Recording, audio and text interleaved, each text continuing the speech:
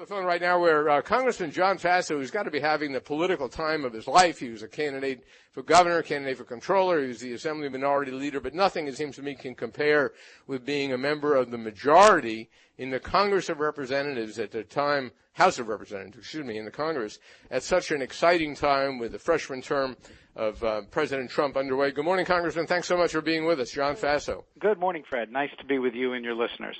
Great to have you. Well, there were big developments last night, or a big development singular. It appears that President Trump is backing off his insistence that monies for a Mexican wall, a border wall with Mexico, be included in the budget. And a lot of people have thought that might lead to a shutdown of the federal government. What's the latest as you understand it?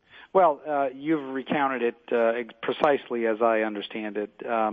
This apparently is not going to be an impediment to keeping the government open. I believe we need to fully fund the operations of the government, not shut it down, and pass a omnibus appropriation bill that will continue funding in the current fiscal year, which ends at the end of September. Meanwhile, we are starting work on the FY 18-19, the FY 17-18 fiscal year, right, which begins October 1. Would this move by President Trump, do you think, clear the only roadblock to getting some Democratic support for the budget, or do you think that it's going to mean that there's no need for any Democratic support since in the House and Senate, Republicans are in the majority? I think that still remains to be seen. It is true that we've been working on a bipartisan basis. The appropriation committees have been working on a bipartisan basis in the House and the Senate, and I think it's ultimately preferable for us to adopt this legislation on a bipartisan basis.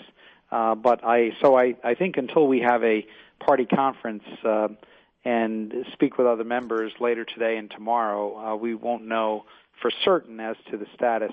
But I do anticipate that whether it's a temporary extension this week in the House and Senate, because the Senate procedurally has some procedural hurdles to deal with, I do anticipate that we are going to avoid a shutdown.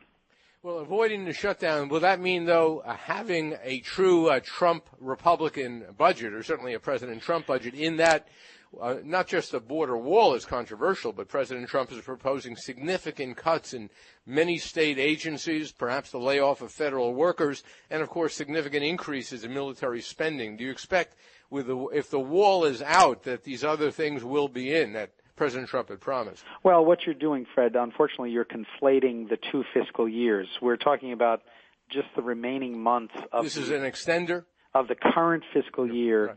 Right. That is the immediate issue. The other issues relating to the president's proposals on domestic spending and military spending are in the FY 17-18 budget, which we have started to work on, and that process is ongoing right now, and that's where these proposals on domestic spending that you're referring to are contained. Domestic and military spending, or that's foreign, right. And I anticipate. Okay, I'm glad you clarified that. So, why was the border wall then in this extender? Because I think the administration was trying to get a down payment on the border wall, the border security plans in the current fiscal year to begin that process. But the larger issue in terms of what we actually fund in terms of border security will be considered in the budget that is being worked on now for the next fiscal year, not the current fiscal year we're in right now. We're talking, of course, to Congressman John Faso, who's from Kinderhook. He represents the 19th Congressional District. He's a freshman Republican. I want to ask you just about the mood around and what's really interesting to you. But before I do, let me just ask you about two other very high-profile issues that the president's been talking about, and others in your party, the possibility that there could be an Obamacare a repeal and replacement bill agreed upon maybe this week, and the status of a tax reform package, which the president over the weekend said might be coming out this week. What do you know about those two? Well, dealing with the tax reform, the president is saying he's going to make a proposal. I think this will be a broad outline type of proposal, not a one that they send to us in legislative form. But there's no doubt there's a consensus on the Republican side, and I think a fair number of Democrats, that we need to reduce corporate taxes because the U.S. corporate tax rate of 35% is the highest in the world. And many of our competitor countries, Canada, the UK, et cetera, have much lower corporate tax rates. So the president's proposal apparently is to reduce that 35% to 15%. That probably is, that's an aggressive approach. Whether it's in a beginning of a negotiation on that number or not, frankly, I think it is. And most of the proposals that I've seen look at trying to reduce the corporate tax rate to the low 20s, 20 to 25%. But this would be important for American competitiveness. The other aspect here is to make sure that whatever we do for the large corporations, the large corporate taxpayers, that we do for small business. And this is particularly important for people that file as Subchapter S corporations, where they're really paying at the personal income tax level for their small business.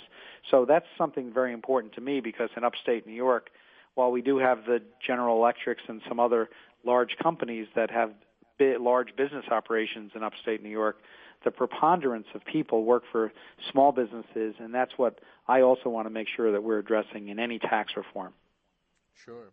And what are the chances, do you think, that there will be an Obamacare repeal and replacement agreement with this Freedom Caucus of yours, and whether or not they'll go along with it? I know that there have been ongoing discussions. I am part of this so-called Tuesday group of Republicans. There are about 40 or so members that are in that group, and there are about 30 members of the so-called Freedom Caucus that they've been very intransigent, and from my perspective on a number of aspects here. But I do know that the representatives of both groups have been talking over the recess.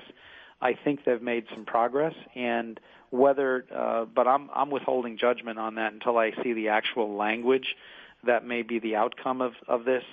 I've learned in my time in government, both in the legislature and here in 3 months, to read it in actual legislative language rather than relying upon someone's summary of what they supposedly have agreed to. But suffice it to say, I think we are trying to reduce impacts and definitely reduce premiums and deductibles for people in the individual market and in the small group market. That's critical for us to have a successful plan to fix what's wrong with the ACA. And Fred, you may have seen, and some of your listeners may have seen, I had a town hall, a live 1-hour town hall a week ago Thursday on WMHT out of the Albany area. And I thought people raised a lot of questions that I've heard throughout my district about ACA and what kind of replacement mechanisms would come into place.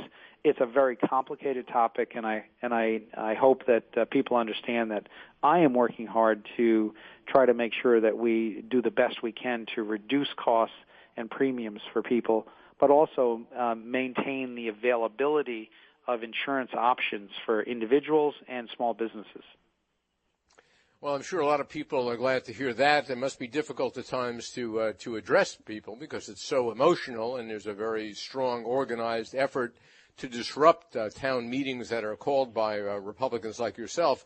I gather the WMHT event was very civil and was the kind of event that you were quite comfortable with. Yeah, it really worked out well, I thought, and I have also, during the 2 weeks that we were home in the district, I had literally dozens of meetings with constituents on health care, on local issues, on issues that relate to local governments and environmental issues along the Hudson River. I toured the building of the new casino down in Monticello just the other day, and they are really making extra efforts to make that a 5-star resort casino. So it's going to be very interesting to watch how that unfolds in the next few months. The opening is next year, and they do have a hard deadline. They've got to meet under conditions of the state legislation, and I think they will meet it. Congressman, let me ask you about something that's kind of breaking news. It's not completely new, but it's something that's been updated by the President of the United States. About 2 hours ago, President Trump tweeted out this: Canada has made business for our dairy farmers in Wisconsin and other border states very difficult. We will not stand for this. Watch! ! Now, as you well know, dairy farmers in New York have very difficult economic conditions, and they've worsened in recent months. Do you know anything about what the president is planning to do? Is it some kind of a tariff that may be imposed on Canadian milk products? Well, do you have any sense of what he's talking about? Well, he's talking about the fact that a number of Canadian provinces have placed arbitrary restrictions from our point of view and from the dairy industry point of view. I did meet with 3 or 4 different groups of farmers, including dairy farmers, over the recess. And it has to do with certain ultra-filtered milk products that are exported to Canada. And the Canadian provinces have put what we believe are arbitrary and unreasonable restrictions on the import of such items from the U.S. Now, the Canadian response is, hey, our market is so much smaller than yours. Your problem is that you don't have enough demand for fluid milk and other milk products in the U.S. And in part, that is true. And one of the things that I am working on right now is, with other members, is to get the new Agriculture Secretary, Sonny Perdue, who was just confirmed the other day, to get the new Agriculture Secretary to lift these Obama restrictions on whole milk and flavored milk in our school lunch programs. There have been new studies that have come out that say that whole milk is a healthy thing. It is useful for children. It is beneficial nutritionally for them, and it is not a cause of childhood obesity. So I want to increase the demand for milk products, fluid milk and cheese and other dairy products in our state. And one of the other issues for us is to recognize that Mexico is a very big export market for U.S. dairy farmers. They import a tremendous amount of U.S. milk and other dairy products, and it's vitally important that we make sure that we don't get in a trade war with Mexico on that topic. But the Canadian issue, both in dairy and in softwood lumber, that is in the news today as well, where the U.S. is looking to put tariffs and sanctions on Canadian products because we view their subsidies from government as giving an undue advantage over our producers. These are the dairy and the timber issue are recurring issues that we have with Canada. Our Agriculture Committee is going to have a meeting with Canadian parliamentarians sometime in mid-May to discuss these things.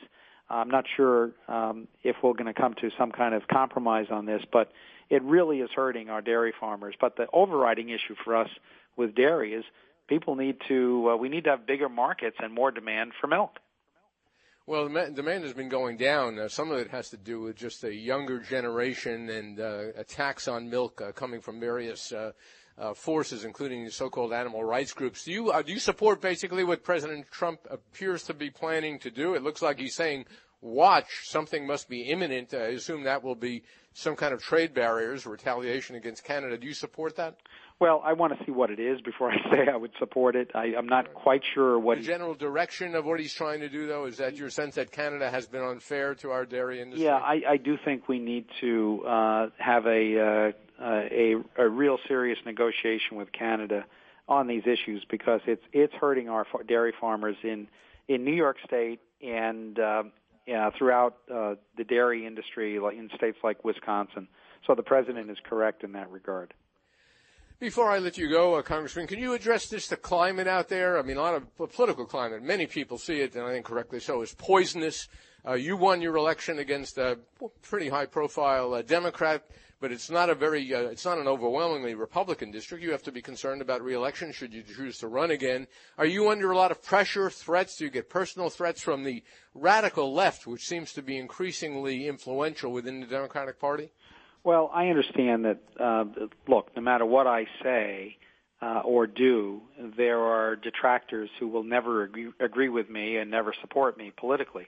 But be that as it may, my job as a member of Congress is to try to fairly listen to all the views of people in our district, and that's what I attempt to do.